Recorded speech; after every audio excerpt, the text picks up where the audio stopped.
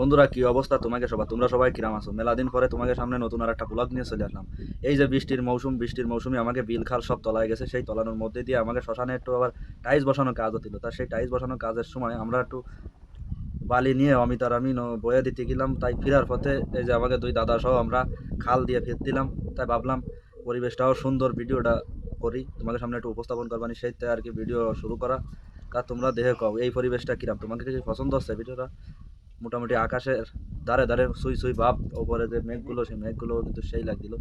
যেরকম নিচে জলে টই টই করতেছে, উপরে মেঘগুলো সেরকম উড়ে বেড়াচ্ছে। যাই হোক, পরিবেশটা কিন্তু সেই লাগছিল আমাকে। এটা উপভোগ করার মতো পরিবেশ, একদম বিলির মাঝখান দিয়ে যে খাল, বিল আর খাল প্রায় সব সমান হয়ে গেছে।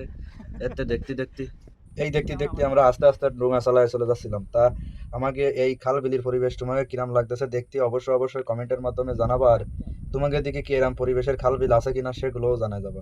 মোটামুটি আমাকে এই খাল বিল দেখতেছো তাতে কি আছে, তাও কিন্তু আমরা শহরের মধ্যেই বসবাস করি। এই যে আবার তোমাকে ব্যাক ক্যামেরা দিয়ে একটু দেখানোর চেষ্টা করতেছি যে আমাকে বিলির কি পরিস্থিতি বর্তমান। এই বর্ষার মৌসুম আসলেই মোটামুটি অল্প বৃষ্টিতে আমাকে বিল টিল তোলা যায়। তা তলালিও সমস্যা না, আমরা একদম শহরের নিকটেই থাকি। আমাদের যোগাযোগ ব্যবস্থাও খুব সুন্দর। এই যে দেখতে পাচ্তেছো নৌকা যোগে এখন আমরা বাড়ি ফিরতেছি। তা জলগুলো যেরকম পরিষ্কার দেখা যাচ্ছিল, উপরে আকাশও সেই পরিষ্কার দেখা যাচ্ছিল। রোদও আজকের সেরকম কড়া পড়ছিল। সব মিলে পরিবেশটা আমাকে উপভোগ করার মতো ছিল। তা তোমরা এরকম পরিবেশে ঘুরতে চাইলে আমাকে এলাকায় চলে আসো, তোমাকে ঘুরে নিয়ে যাবো নি। কোনো টাকা পয়সা লাগবে না, আমাকে এলাকাতে সবাই ঘুরে যেতে পারবা নি। যাই হোক, মেলা মেলা বগে ফেলালাম তোমাদের সাথে।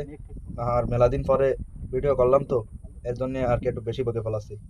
তা তোমরা একটু লাইক কমেন্ট করে নে, আর ভালো না লাগলে স্কিপ করে চলে যায় না। ধন্যবাদ তোমাকে।